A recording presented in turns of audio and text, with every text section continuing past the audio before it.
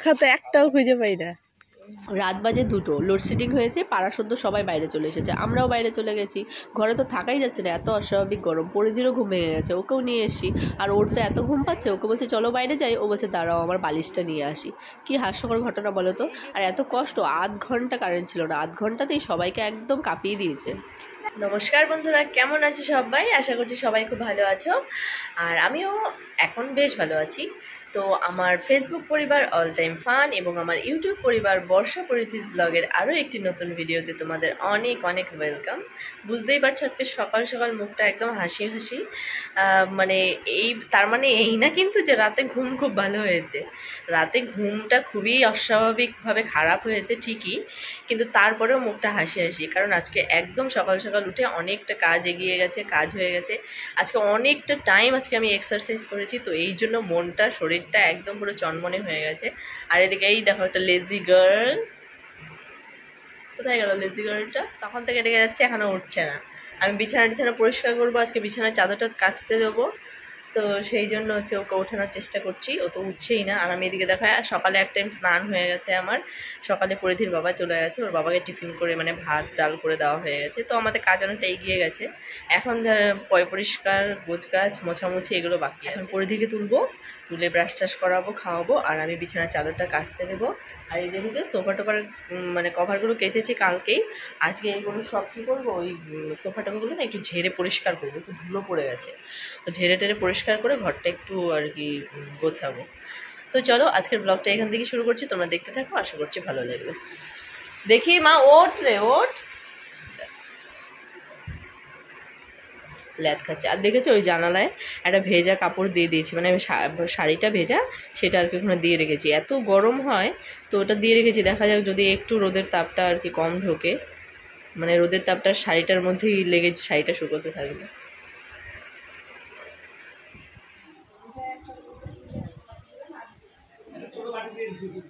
এখানে আসো, এদিকে আসো, ফ্যানের তলায়, এখানে বসো বসো বসো বসো।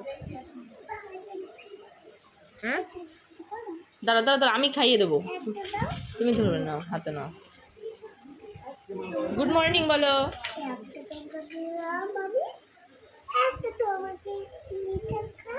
গুড মর্নিং বলো, বলো সবাইকে, গাইজ।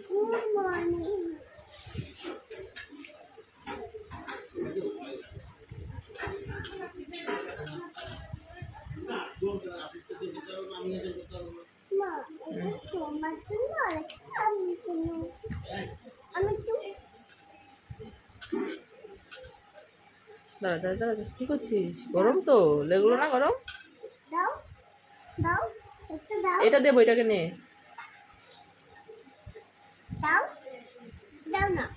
আর এটা তুলতে হবে, যে হাতেরটাকে না শেষ করলে কেমন করে তুলবো?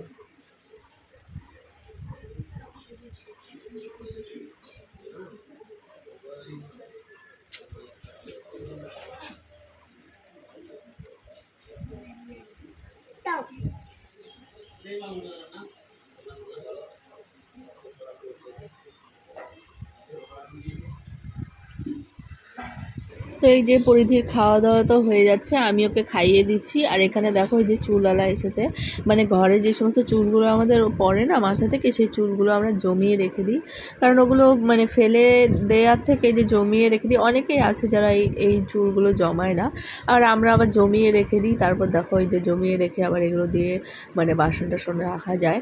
তো আমরা আর কি অত কিছু ভাবি না এগুলো নিয়ে, জমিয়ে রাখা থাকে, তারপর যখন সামনে দিয়ে আসে জিনিসগুলো দেখে ভালো লাগে তখন আমরা নিয়ে নিই।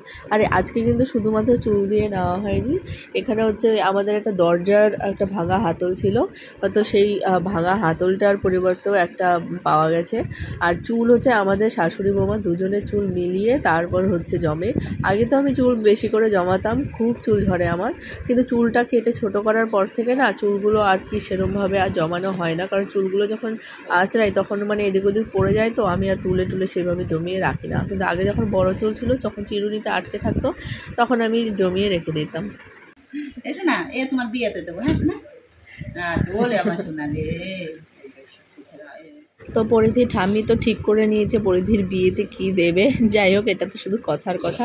আর আমি এখন চলে এসেছি ফ্রিজে। বলো তো কি, কালকে যখন পরিধির বাবা বার্থডে ছিল তখনই ফ্রিজ থেকে জল বার করার সময় ও বলেছিল 2-3 বার যে ফ্রিজটা থেকে কেমন একটা যেন বাজে গন্ধ বেরোচ্ছে। তো তখন আমার কথাটা শুনেছি আর অতটা খেয়াল করিনি। এখন আমার পরিধির দাদুও সেম কথাই বলছে যে কি ফ্রিজের মধ্যে নাকি কিছু একটা গন্ধ করছে। তো পরিধির ঠাম্মি যেহেতু এখন তরকারিটা রান্না করতে চলে এসেছে, ওরা আজকে দুপুরে যাবে একটা বাড়িতে নেমন্তন্ন খেতে, আমি একাই থাকবো বাড়িতে, তো আমার একার জন্যই রান্না।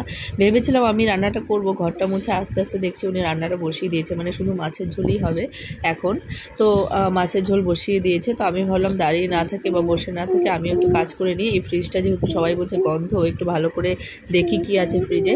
তারপর দেখা গেল যে সেই গন্ধপাতালি পাতাগুলো হয় না, সেই পাতাগুলো একটা কৌটোর মধ্যে ভরা ছিল। তো সেই কন্টেনারের মধ্যে যে গন্ধপাতালি পাতাগুলো ছিল সেই পাতাগুলো পচে গিয়ে গন্ধ বেরোচ্ছিলো। তো সেইগুলোকে বার করে দিয়ে আমি ফ্রিজটা পরিষ্কার করে দিয়েছি। আর রান্না তো হয়ে গেছে। আর এদিকে প্রায় 2টো বাজতে যায় এখন। পরিধিকেও খাবার খাইয়ে দিয়েছি, দুপুরের খাবার। তো ভেবেছিলাম ওকে নিয়ে যাওয়া দরকার নেই এত গরমে, পাশেরই বাড়িতে একদমই কাছাকাছি। তারপর আবার ভাবলাম যে ও ঠাম্মি দাদুর ইচ্ছে হচ্ছে ওকে নিয়ে যেতে, কিন্তু ও যা দুষ্টু, আমি না ওকে পাঠাতে সাহস পাই না, কারণ ও গিয়ে সবাইকে বিরক্ত করবে। সেই জন্য আমি ভেবেছিলাম যে মানে পাঠাবো না। তো চলো, যাই হোক, যেহেতু নিয়ে যাবে বলছে তো সেই জন্য পাঠাবো ওকে। ও তো গিয়ে কিছু খাবে না, খাবার হয়ে গেছে, শুধু একটু মিষ্টি মিষ্টিই খাবে। আর ও এলে তারপর ওকে ঘুম পাড়াবো। তো আর পাশে বাড়িতে 2জন আছে, ওরা 2জনও যাবে। তো ওরা এলেই ওরা সবাই যাবে। এদিকে আমারও খাওয়ার টাইম হয়ে গেছে। তো ওরা বসেছিল, আমি তো খাবার খেতে বসে গেছিলাম পরিধিকে রেডি করে দিয়ে। তারপর ওরা চলে গেছিলো। তো আমি খাবার টাবার খেয়ে বসে অপেক্ষা করছি কখন পরিধি আসবে, আমি ঘুম পাড়াবো ওকে। আর ও দেখো কী অবস্থায় এসছে, পাঠিয়েছিলাম কী অবস্থায় আর এসছে কী অবস্থায়, একদম খেতে খেতে সারা গা মাখিয়ে তারপর বাড়িতে এসে পৌঁছেছে। কি জ্বালা বলো তো, মায়েদের কোনো শান্তি নেই, বাচ্চাদের আলাদা করে কারোর সাথে পাঠালেও মানে শান্তি নেই, এই হচ্ছে ব্যাপার। তো চলো, মায়েদের বিশ্রাম বলে তো আর কিছু হয় না, এখন তাড়াতাড়ি আর কি ওকে পরিষ্কার করে ঘুম পাড়াতে হবে। তো আজকের ভিডিওটা এখানেই শেষ করবো। তোমাদের কেমন লাগলো ভিডিওটি অবশ্যই জানিও, ভালো লাগলে একটা লাইক করে দিও। সবাই ভালো থেকো, সুস্থ থেকো, নিজের যত্ন নিও। আবার দেখা হবে পরের দিন নতুন ভিডিওতে। টাটা।